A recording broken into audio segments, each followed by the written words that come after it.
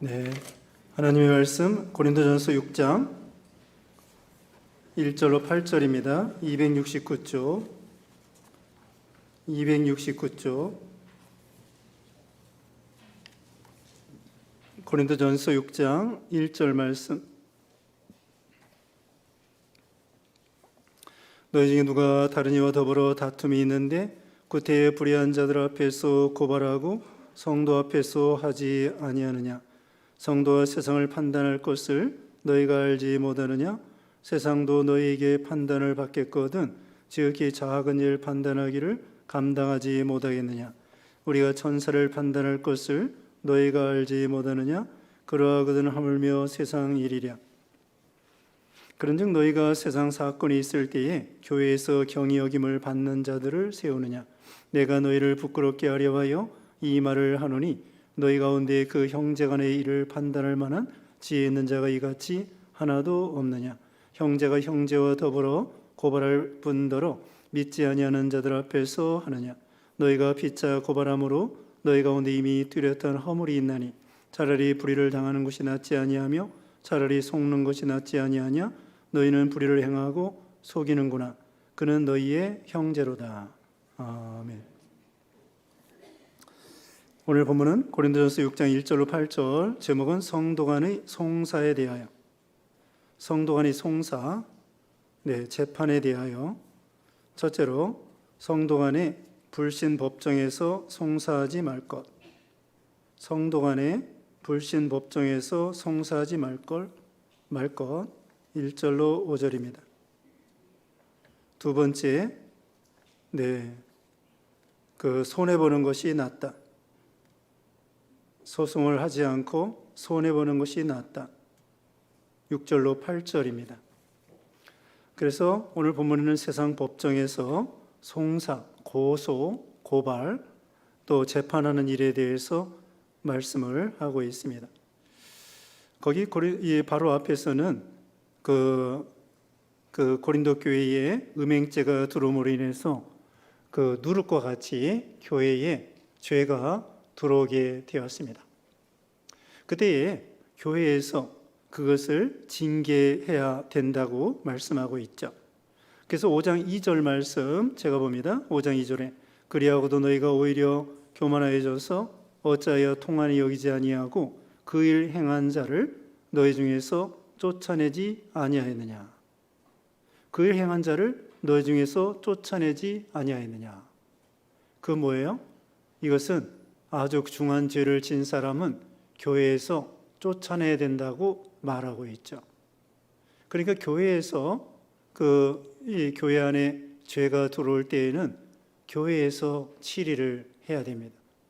근데 이걸 가지고 이제 오늘 본문에 이제 내용이 나오는데 이걸 가지고 세상 법정에 나간다고 하면은 그것은 잘못된 일이라는 거예요. 교회 안에서 할 일은 교회 안에서 해야 된다는 것이죠. 그래서 이제 우리가 앞에서도 말씀드렸는데요. 징계하는 방법이 몇 가지 있습니다. 권계. 이것은 권계에 다 이르는 거예요. 그 다음에 견책. 견책은 책망하는 것입니다. 꾸짖고 책망하는 것이고요. 그 다음에 근신. 어느 일정 기간 동안 하는 일을, 직분에 하는 일을 금하고 삼가 조심하라고 하는 것이죠. 근신. 그 다음에는 정직이 있습니다. 그 직을 일시적으로 6개월이나 1년이나 그 직분을 멈추는 거예요. 그 다음에 면직이 있습니다. 면직은 그 직분에서 파하는 것입니다. 만약에 집사라고 하면은 집사가 면직됐다고 하면은 집사가 아닌 거죠. 그리고서는 이제 수찬정지가 있습니다. 수찬정지는 성찬에 참여하지 못하게 하는 거죠. 그 다음에는 제명, 이름을 빼고 출교, 내쫓는 것입니다. 그러니까 큰 죄에 빠졌거나 회개하지 않거나 또 이단에 빠져서 회개하지 않는 사람들, 이런 사람들은 내쫓으라는 거죠. 출교. 그래서 제일 큰 벌이 출교에 해당되는 것입니다. 다시 말하면 교회 안에서도 이런 잘잘못에 대해서 치리하고 징계함으로 인해서 그 교회를 정화시켜 나가고, 그 다음에 본인도 마찬가지입니다. 본인도 이 징계와 이 권징은 그 사람을 죽이려고 하는 것이 목적이 아니에요. 의사가 그 환자들을 그 메스를 가지고 곪은 것을 이렇게 잘라내고 수술하고, 그건 환자를 죽이려고 하는 목적이 아니라 살리려고 하는 목적이죠. 그것처럼 징계하는 것도 그래요. 하나님이 우리를 책망하시는 것도 우리를 미워서가 아니에요. 그래서 새벽에도 말씀했는데요, 하나님은 공의와 사랑이 같아요. 근데 공의도 사랑입니다. 하나님께서 사랑하기 때문에 공의롭게 행하시는 거예요. 그리고 어떻게 보면은 사랑이 더 크다고 할 수 있습니다. 똑같아요. 물론 하나님은 공의와 사랑이 똑같지만은 하나님은 공의롭게 행하시면서도 사랑이 능가하도록 그렇게 하시는 거죠. 그래서 우리 하나님은 사랑이 무한하신 그런 하나님이셔요. 오전 시간에도 말씀했는데요, 욥이 100점짜리로 참지 못했습니다. 그런데도 하나님은 그런데도 많이 참았기 때문에 갑절의 복을 주시고 하나님을 볼 수 있는 복을 주셨다고 그랬죠. 근데 또 생각나는 거 이것입니다. 욥이 까닭 없이 이유 없이 고난을 당했다고 생각하는 거예요. 욥이 자기 스스로는 왜 내가 믿음 잘 지키고, 하나님께서도요 완전한 자라고 그랬어요. 의롭다고 그랬어요. 칭찬해 주셨어요. 그렇게 믿음 좋다고 해놓고 글쎄 사탄하고 하나님이 내기를 하셔요. 사탄하고 내기를 하시더니 그 다음에 욥을 사탄에게 내주시는 거예요. 시험해 보라고. 욥은 넋놓고 있다가 당하는 거예요. 아니 그렇게 믿음이 좋은데 하나님은 사탄하고 내기하시다가 욥만 속된 말로 골탕을 먹는 거죠. 참 욥의 입장에서는 너무 억울한 거예요. 믿음 잘 지키는데, 물론 하나님 앞에서는 부족한 게 많죠. 그래도 비교적 다른 사람보다 의인이고 완전한 자라고 하면서 글쎄 시험에 넘겨주는 거예요. 그러니까 욥의 입장에서는 이유 없이 까닭 없이 고난을 당하는 거예요. 하나님 왜 내가 이런 고난을 당해야 되겠습니까? 좀 이유라도 좀 가르쳐 주세요. 내가 왜 이런 고난을 당해야 되는지 말 좀 해주세요. 근데 하나님은 또 말도 안 해줘. 우리가 고난당하고 시험 볼 때는요, 하나님의 해답을 안 가르쳐 주셔. 그래서 묵묵히 계시는 거예요. 그래서 때로는 의심이 들어오는 거예요. 내가 이래까지 하나님 섬겼는데 하나님이 안 계신가? 내가 왜 이유 없이 이런 고난을 당하는 거야? 하나님이 계시다가 하면 공평하신 하나님이, 공의로우신 하나님이 왜 내가 이렇게 고난을 당해야 되나? 알 수가 없다. 그때 원망하면 안 됩니다. 자, 욥이요, 이유 없이 까닭 없이 고난을 당했다고 했는데 더 나아가서 하나님은 욥에게 까닭 없이 이유 없이 은혜를 베풀었다는 거예요. 그게 중요한 것입니다. 욥이 100점짜리가 아닌데도 불구하고 욥의 입장에서는 이유 없이 내가 이 고난을 당한다 생각하는데 하나님의 은혜를 생각하면 욥이 하나님의 은혜를 받을 만한 자격이 있어서 은혜를 받은 게 아니라는 거예요. 하나님께서 욥에게 은혜를 베풀으시는 것도 까닭 없이 이유 없이 그냥 무조건 그냥 은혜를 베풀어 주는 거예요. 우리도 마찬가지입니다. 우리가 사실은 하나님 앞에 은혜를 받는 것이 이유 없이 까닭 없이 은혜를 충만히 받아서 이 정도 되는 거예요. 우리가 생각할 때는 믿음이 있다고 생각하는데 하나님 앞에서는 내놓을 게 없어요. 우리 죄를 생각하면 은혜를 받을 수 없다고. 그런데 하나님은 우리 죄에도 불구하고 하나님의 사랑이 크기 때문에 이유 없이 까닭 없이 엄청나게 우리에게 은혜를 베풀어 주시고 사랑을 베풀어 주시고 주님의 인애와 긍휼, 오늘 오전 시간에 말씀한 것처럼 하나님께서 갑절에 결말을 보았다고 그랬죠. 그리고 하나님은 끝없이 자비하시고 긍휼이 무한하신 하나님이라고 거기에 11절에 말하고 있습니다. 어때요? 욥이 까닭 없이 고난당한다고 생각하는데 하나님께서는 그 까닭 없이 은혜를 베푸는 것이 더 많다는 거야. 우리도 어떤 때는 까닭 없이 고난당한다고 생각하는데 하나님 우리에게 이유가 있어서 은혜를 베풀어 준다는 거야? 아니라니까요. 우리가 억울하게 까닭 없이 내가 고난당한다고 생각하는데 하나님은 그게 아니라 우리도 무슨 은혜 받을 만한 자격이나 까닭이나 이유가 있어서가 아니라 하나님은 무조건 사랑으로 엄청나게 은혜를 베풀어서 우리가 이 정도 됐다는 거예요. 그러니까 우리는 기억해야 됩니다. 내가 까닭 없이 고난당한다. 물론 그럴 수 있습니다. 그러나 더 중요한 것은 하나님은 까닭 없이 조건 없이 우리에게 엄청난 무한한 은혜와 복을 더하여 주시는 것이다. 그러니까 하나님은요, 공의와 사랑이 똑같지만은 사랑으로 공의를 이렇게 능가할 수 있는 사랑을 베풀어 주시는 거예요. 그래서 징계도 하나님의 사랑이라는 거예요. 그래서 죽이려고 하는 목적이 아닙니다. 살리려고 하는 목적이에요. 회개시켜서 살리려고 하는 목적이에요. 그래서 이 교회 안에 공동체가 건전하게 누룩 없는 떡이라고 그랬죠.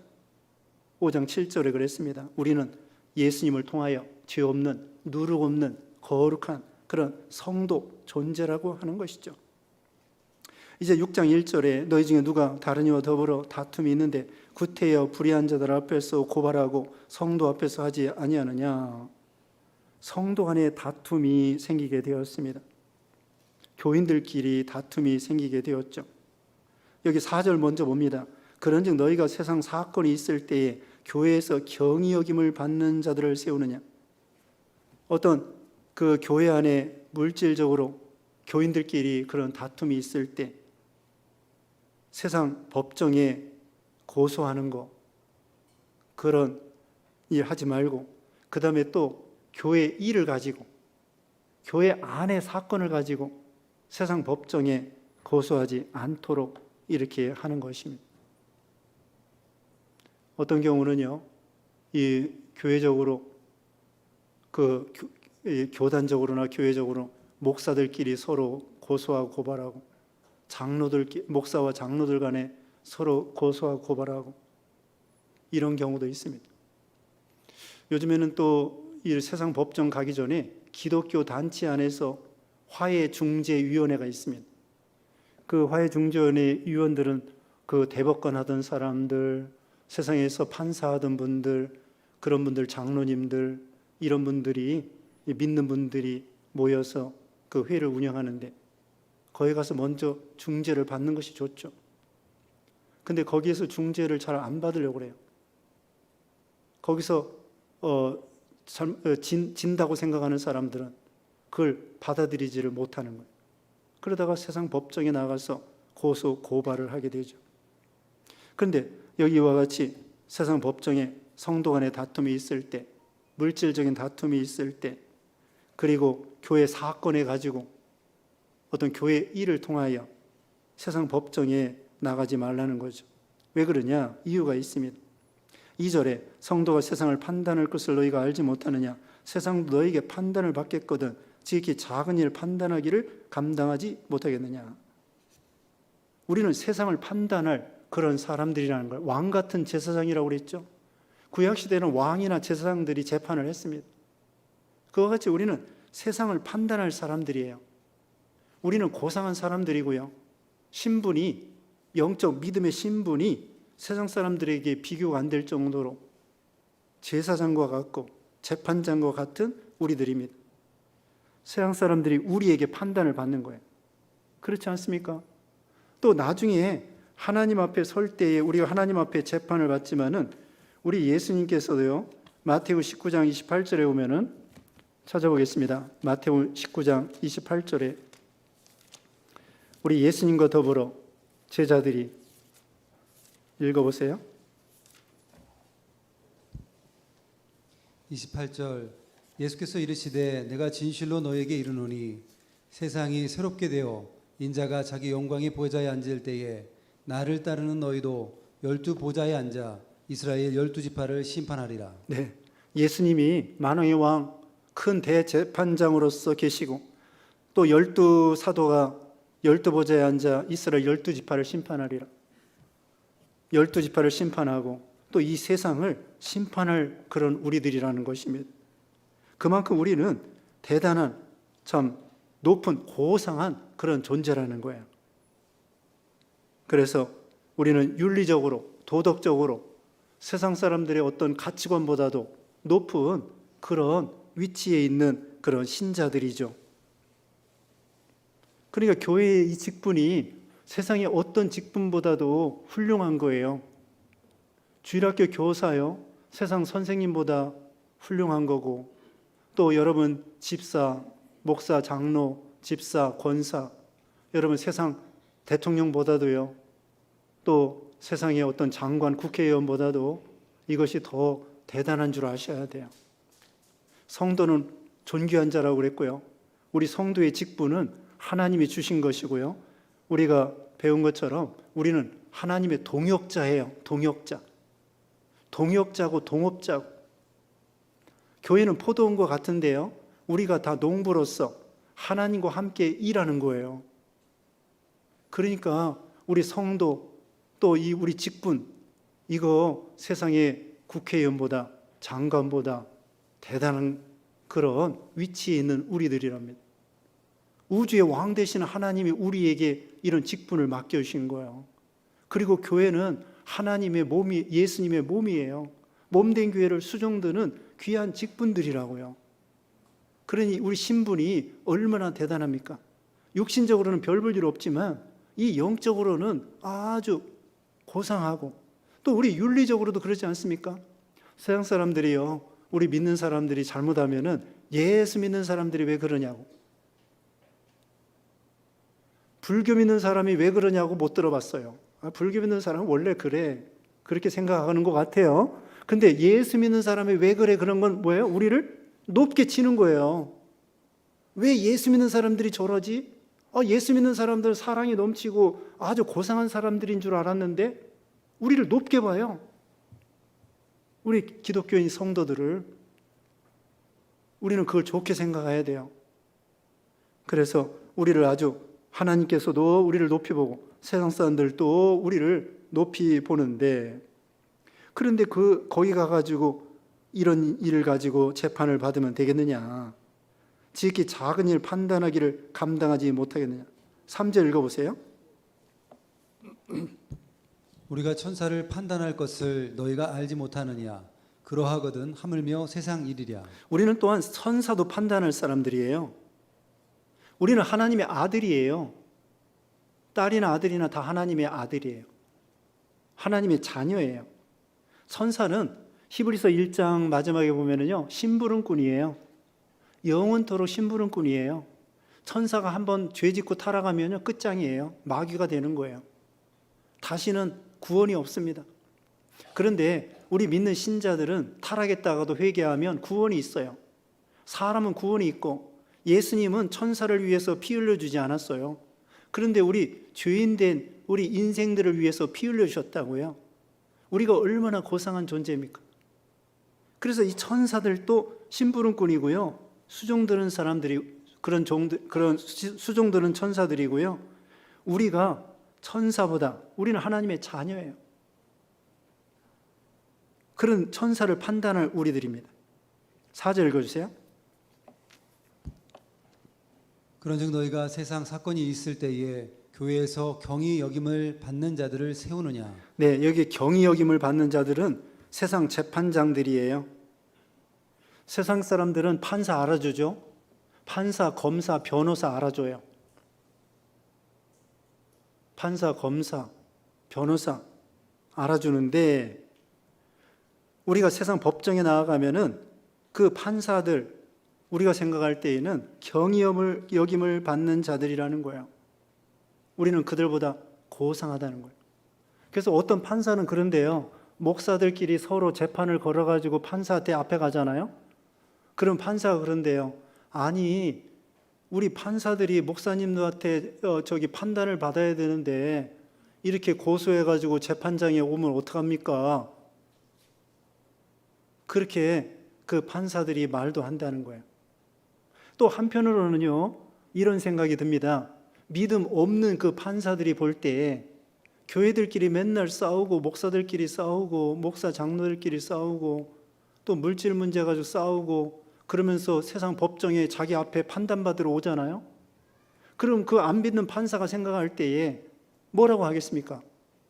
둘 중에 하나는 거짓말쟁이에요.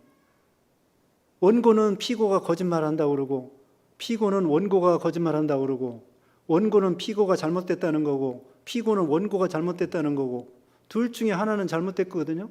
그런데 믿는 사람끼리 서로 상대방이 잘못된 거고 자기가 옳다는 건데 둘 중에 하나는 거짓말이라고. 그러면 판사가 생각할 때, 안 믿는 판사가 생각할 때 저렇게 믿는 사람들끼리 거짓말하니 참 답답하구나. 판사가요, 그런 거 볼 때 예수 믿기가 어려울 것 같아요. 안 그렇습니까? 교회 좋은 점을 봐야 판사들이 존경하면서 예수 믿어야 되겠습니다, 이런 생각을 하지. 가뜩이나 판사가 교만한데, 판사가 예수 믿기 어려워요. 안 그러겠습니까? 교만하잖아요. 세상에서 알아주니까. 판사, 검사, 변호사들이 교만하기가 쉬운데 거기다 대고 또 교인들끼리 서로 싸우면은 그 사람들이 볼 때 얼마나 무시하겠습니까? 가뜩이나 자기들이 교만한데. 그런데 우리 신앙의 입장에서는 세상의 판사들도 경히 여김을 받는 자들에 불과하다는 거예요. 그런데 우리가 부끄럽게 그 사람 앞에서 5절입니다. 내가 너희를 부끄럽게 하려 하여 이 말을 하노니 너희 가운데 그 형제간의 일을 판단할 만한 지혜 있는 자가 이같이 하나도 없느냐. 교회에 판단을 받으라는 거예요. 교인들 간에 문제가 있으면 저기 교회에서, 당회에서나 또 목사님 앞에서나 기도하고 또 거기서 판단을 받아야 돼요. 그리고 혹시 자기에게 억울한 일이 있어도 그냥 수긍하는 거예요. 왜 그러냐? 하나님의 주권을 믿고 억울해도 하나님께서 갚아주실 것을 생각하는 거예요. 억울한 일이 많습니다. 오전 시간에도 말씀했지만은요, 고난이 많고요. 선지자들이 뭐 잘못한 거 있어서 고난당하는 것이 아니고, 욥도 크게 잘못한 것이 없지만 고난을 당했고요.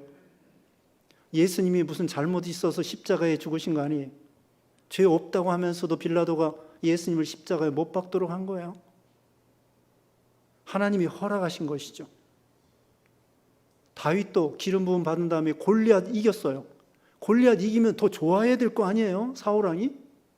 근데 오히려 또 죽이려고 그래요. 이해할 수가 없어요. 아니, 요셉이가 형들한테 뭘 잘못했습니까? 물론 형들의 비리를 아버지에게 고발한 거, 그것도 믿음으로 잘못한 건 아니에요. 형들의 잘못을 아버지에게 얘기해서 형들을 잘못한 걸 고치려고 하는 거지.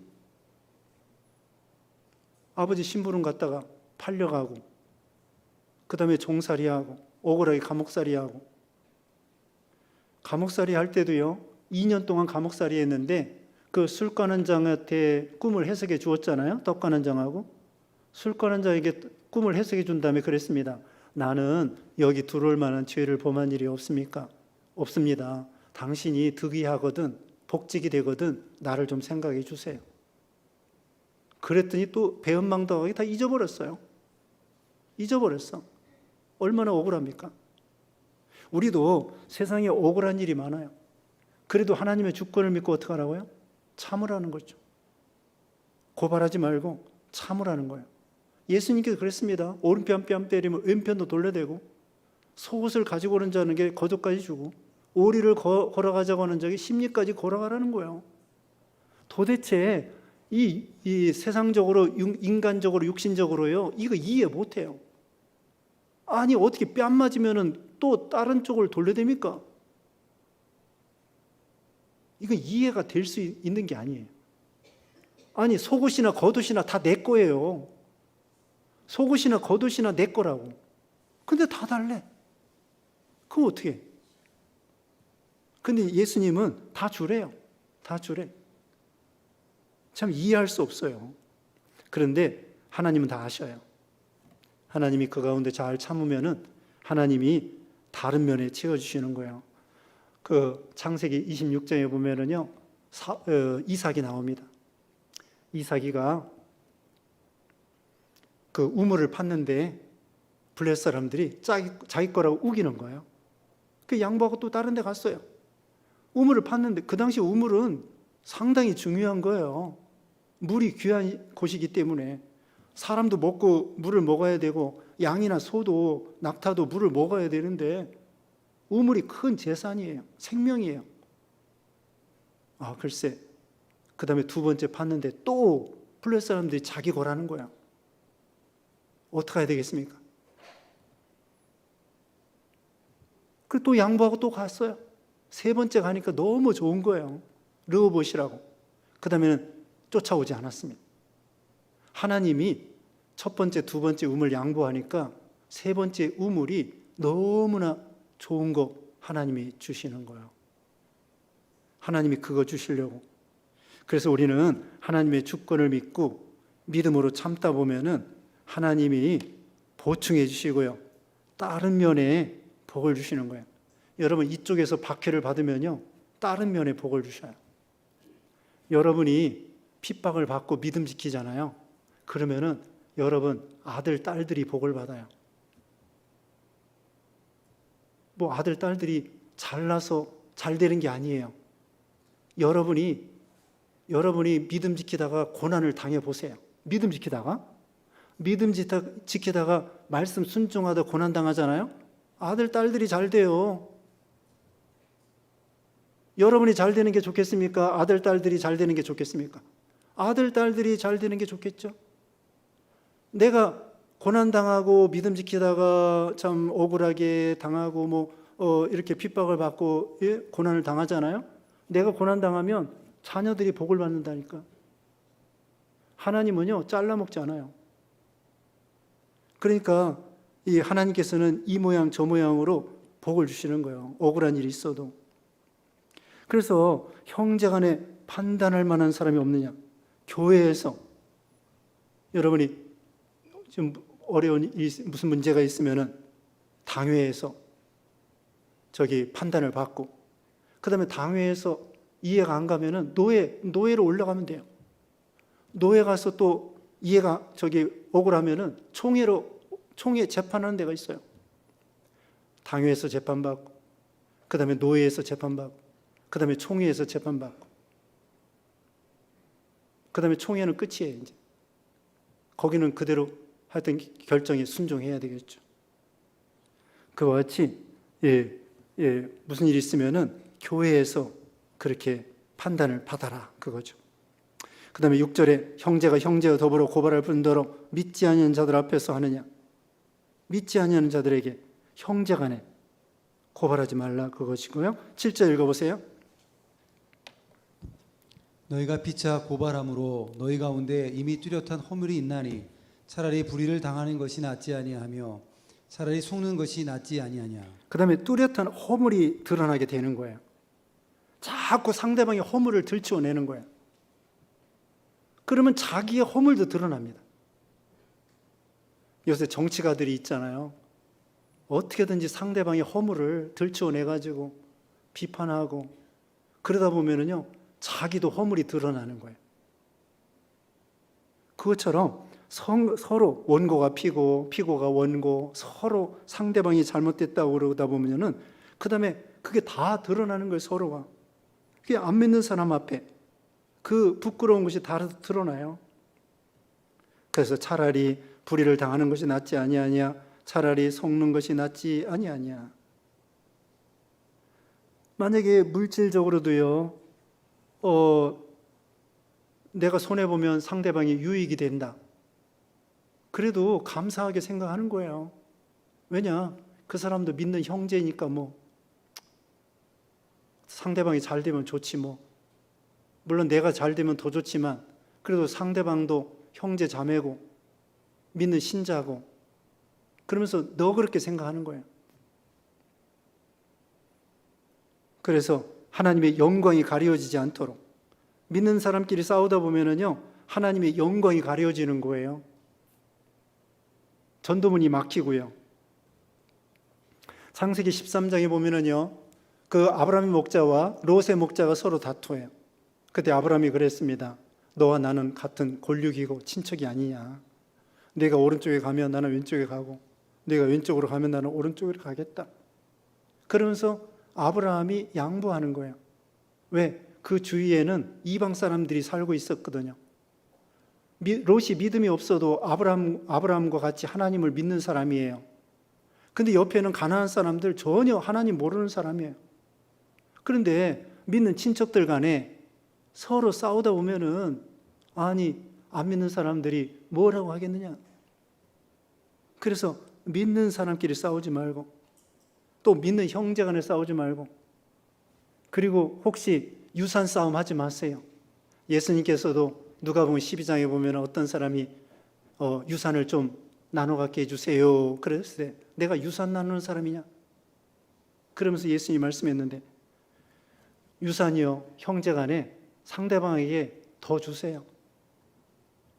요새는 똑같이 나눈다고 그러죠? 아들, 딸들 상관없이 똑같이 나눈다고 그러죠?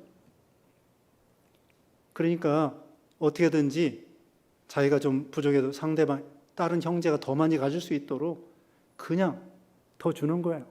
그런데 그거 없어도 못 사는 거 아닙니다. 다 살 수 있어요. 유산 싸움 하지 말 것, 상대방에게, 다른 형제에게 더 줄 것, 양보할 것, 그리고 또 부모 입장에서는 유산 나눠줄 때 공평하게 나눠줄 것, 그리고 미리 변호사 사서 지장을 찍어야 된대요. 지장, 손도장을 꽉 찍고 그 쓰는 법이 있어요. 유언장 쓰는 법이 있대요. 그냥 자기 마음대로 아무렇게 쓰면 안 된대요. 법적인 효력이 있도록 변호사 잘 사가지고 주소, 이름, 그다음에 주민번호, 도장, 특별히 지장을 찍어야 돼. 근데 유산 물려줄 거 없으면 괜찮아요. 이런 말이 있습니다. 아들이 있는데 물려줄 유산이 없고, 아들은 있는데 물려줄 유산이 없고. 세상은 모순되는 거예요. 세상이 그런 거예요. 아들은 있는데 물려줄 유산이 없고, 아들은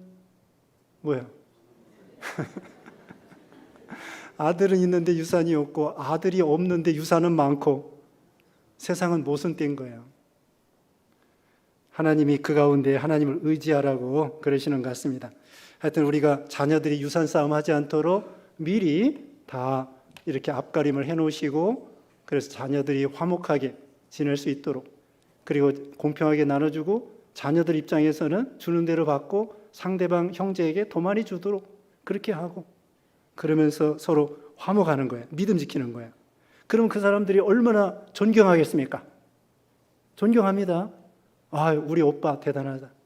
우리 언니 참 믿는 사람으로서, 권사님으로서 참 존경스럽다. 그러면서 인정해 주는 거예요. 그게 더 좋지 않습니까? 물질 더 받으면 뭐예요? 상대방한테, 다른 형제들한테 인정받고, 존중받고, 그게 좋은 것이지. 그래서 우리가 어쨌든 재산 싸움 하지 말고, 서로 다투지 말고, 좀 손해를 보더라도 하나님 앞에 믿음으로 살면 하나님께서 또 다른 면으로 채워주신다. 기도하겠습니다. 거룩하신 하나님 감사합니다. 우리를 구원하여 주시고 교회를 세우시고, 또 교회에 부족한 것이 있으면 또 당회에서 징계를 받고, 또 징계받는 것은 사람을 죽이는 것이 아니라 오히려 치료해서 건전하게 서로 교회도 살고 개인도 살고 복받으라고 하나님이 주시는 줄 믿고, 우리가 서로 사랑하며 화목하며 양보하며 주님의 말씀대로 순종하여 영육간에 축복받는 우리 모두가 되게 해 주시옵소서. 예수님의 이름으로 기도드리옵나이다. 아멘.